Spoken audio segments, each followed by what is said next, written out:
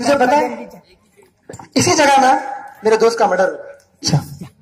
और मैं कहा नहीं गया यार, नगर panchayat, supreme court, high court, सब जगह चला गया, लेकिन कुछ फायदा नहीं हुआ। और तुझे पता है वो तो गुनहगार है ना, आज भी खुलेआम जिंदा घूम रहा है। पता है क्यों? क्यों? सिर्फ इस वजह से कि उसके पीछे एक जाने माने पॉलिटिशियन का नाम है और वो गुनहगार बेकसूर है। ये इस वजह से ना मेरे दिल में इस कॉन्स्टिट्यूशन को लेकर बड़ी नफरत है। हाँ यार, बहुत बुरा हुआ तेरे साथ, ये बहुत गलत फहमी हुई। और तू जानेगा हमारे मुल्क में ये राइट्स कैसे फॉलो होते हैं? ये राइट्स हमारे मुल्क में कैसे फॉलो थे? सबसे पहले है राइट टू इक्वालिटी, मतलब मुल्क के हर शहरी को उसका हक दिया जाए, हर एक को उसके मजहब के मुताबिक जिंदगी गुजारने का हक दिया जाए।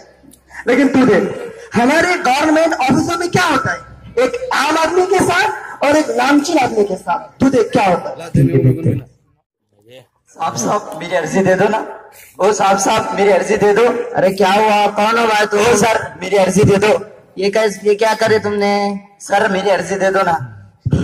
ये क्या है दिखता है? Sir open. और ये? Sir close. तो बस फिर अब चलो जल्दी से घर पहुंच जाओ। ठीक है साहब।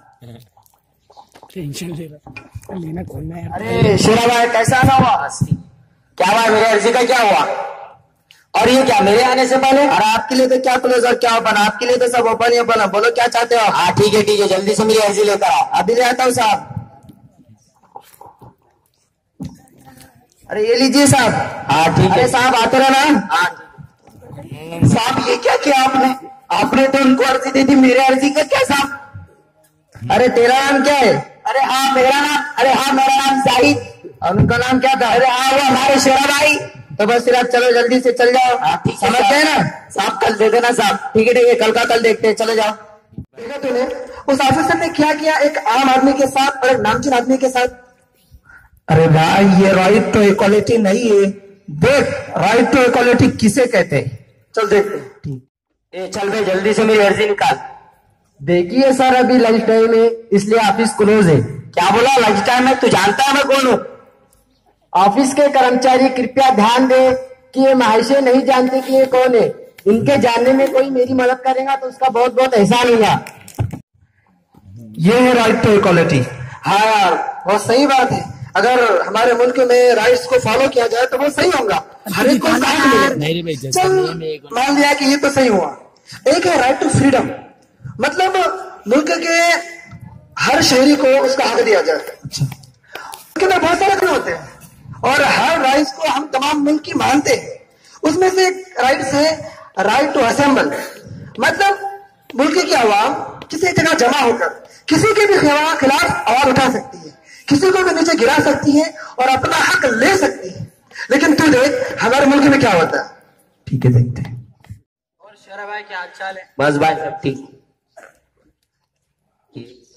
ये आदमी मुझे क्यों बोल रहा है? बार बार घूर रहा है। ए क्यों घूर रहा है? ए कौन घूर रहा है तुझे? मैं देखा तो मुझे घूर रहा था। एक लाफा मारूंगा ना, देख रहा है ना, उठा लेंगे। कैसे उठा लेंगे? एक लाफा मारूंगा ना, देख रहा है ना, उठा लेंगे। मैंने भी कोई चूड़ा नहीं पहन रखी। बेटा ज्यादा मत इतना जो तुम मुझे उठा लोगे। ए मोटू पतलू छोटू उठा लो साले को। अरे साहब देखो जी क्या हो रहा है। साहब ये क्या हो रहा है? अरे यही तो राइट टू फ्रीडम है, उठाने दो साले को, मारने दो। जी साहब। तुमने देखा उन पुलिस वालों को क्या कह रहे थे? Right to freedom, right to assemble, मरने दे सालों को।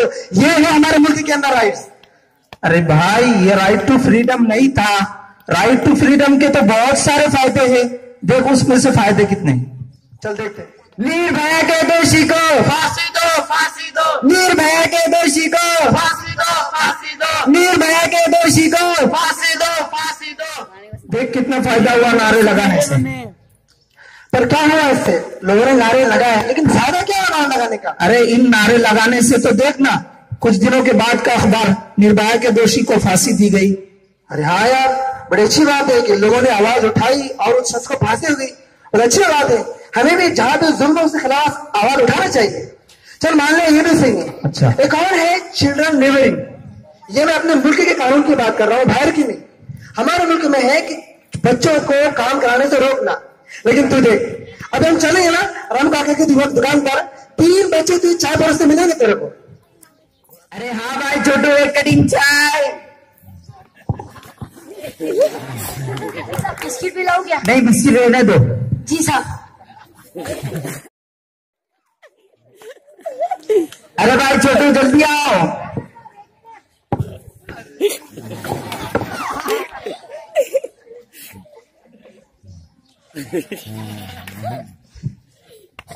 सेठ जी, बिल कितना हुआ?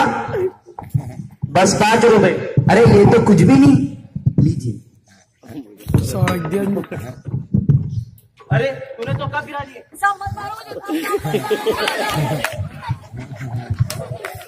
देखा तूने क्या गलती थी उस बच्चे की यार, जरा सी गलती, जरा कब क्या गिरा दिया, कितना मारा फेंकना उसने उसको। अरे भाई अभी तो पिक्चर स्टार्ट हुई है, अभी तो पूरी पिक्चर बाकी है। ऐसा चल देखते हैं पूरा क्या होता है। ठीक है। अरे हाँ भाई छोटू, वही चाय अपनी।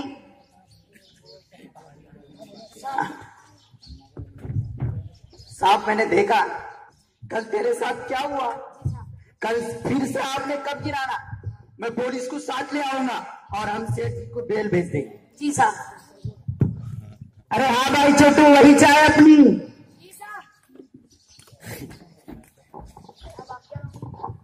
अपने लिए भी 2 चाय लेकर आना। बिस्किट भी होंगे साहब? बिस्किट लेगा? नहीं नहीं, मत लाना। ठीक है सर।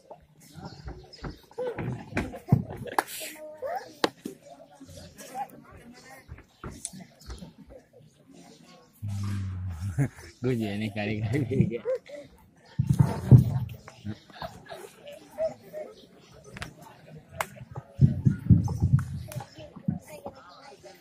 सेठ जी कितने हुए? 5 रुपए। कल तो एक चाय के 5 रुपए थे। सर मैं उनकी बात कर रहा हूँ। आपके से 10 रुपए हुए। Okay okay.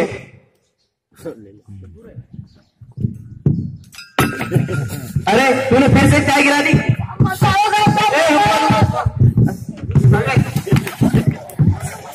साथी क्या हुआ, मेरे को क्यों पकड़ते हो और मेरा क्या गुनाह है? एक तो तू छोटे बच्चे से काम लेती और मारती। अरे साहब, हम उनको पैसे भी तो देती ना। चल तेरे को भर के पैसे देती।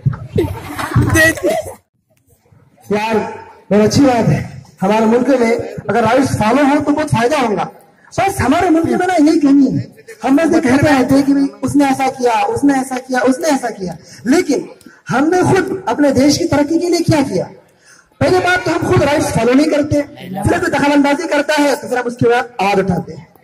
तो दस्तूर जो बना हुआ है ना, अच्छा दस्तूर हमने खुद भी नहीं बनाया, बल्कि हमारे दानिशवरों ने, हमारे बड़े बुजुर्गों ने इस दस्तूर को बनाया। और इस दस्तूर पर अमल करने की वजह से आज 70 साल हो गए, लेकिन हमारे मुल्क की अमन, शांति, सुकून खत्म नहीं हुआ। लेकिन अगर कोई इस दस्तूर के अंदर खिलाफ वर्जी करे, दखलंदाजी करेगा ना, फिर ये जो खुशी है, ये जो माहौल है, ये खत्म हो जाएगा। इसलिए हम तमाम की जिम्मेदारी है कि हम इस राइट्स को फॉलो करें और खुद अमल करेंगे तो किसी की हिम्मत नहीं होगी कि वो इन राइट्स के अंदर दखलंदाजी करे। फिर हम एहतजाज करेंगे तो उसका फायदा भी नजर आएगा। सब करें? ठीक है। ये था हमारे हिंदुस्तान के दस्तूर का फॉलो करने के फायदे और छोड़ देने के नुकसानात।